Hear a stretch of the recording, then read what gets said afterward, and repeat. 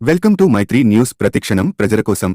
విశాఖ జిల్లా వేపగుంట జీవీఎంసీ 95వ ward Lakshmipuram BC కాలనీలో ఆలయ ధర్మకర్త కీర్తిశేషులు అచ్చి నాయుడు కుమారుడు ఎల్లబిల్లి వెంకటరమణ ఆధ్వర్యంలో శ్రీ గౌరీ శంకర గణపతి సుబ్రహ్మణ్య అభయ ఆంజనేయ స్వామి విగ్రహ ప్రతిష్ఠ అంగరంగ వైభవంగా 3 రోజులు నిర్వహించారు. కార్యక్రమం సోమవారం వినాయక పూజ, మండప ఆరాధన, మంత్రపుష్పములు, మూలమంత్ర హోమములు, మంగళవారం హనుమాన్ చాలీసా, బుధవారం పూర్ణాహుతి, నీరాజన మంత్ర పుష్పములు, గోపూజ, దేవతా దర్శనం, ప్రత్యేక పూజలు నిర్వహించారు.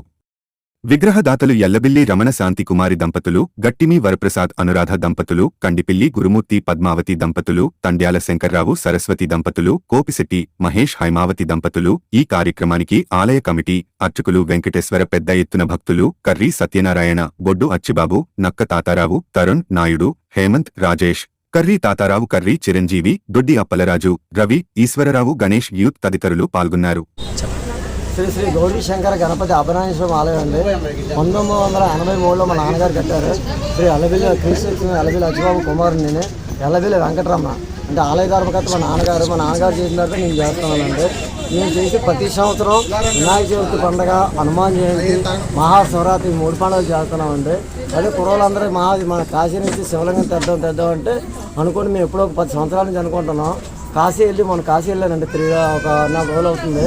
ఆ 4 రోజుల క్రితం కాశీని కుర్రవాళ్ళు మీటింగ్ పెట్టుకొని ఇలా చేద్దామంటే సరే అంటే ఓకే సార్. మొత్తం అంతా మా కుర్ర కమిటీ ద్వారా పెద్దలు, పంతులు గారు వీళ్ళందరూ కలిపి పురోహితులు కలిపి చేస్తున్నాం సార్.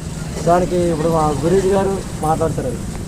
కాలం చేసిన తర్వాత ఈ ఎల్లబిల్లి వెంకటరమణ గారు వారి కుమారుడు వీళ్ళిద్దరూ కూడా ఈ కార్యక్రమానికి కావాల్సిందంతా కూడా, ఈ గుడికి కావాల్సిన అన్నీ కూడా ఏర్పాటు చేసుకుంటూ అలా నడిపించుకుంటూ వస్తే ఈ మధ్యన ఈ గ్రామంలో ఏంటంటే ఆ శివలింగం కొంచెం పాడైంది, లింగం కొంచెం మంచిది చేసుకుంటే బాగుంటుంది కదా అనే ఉద్దేశంతో ఆయన చెవులు వేయవలసి వచ్చింది.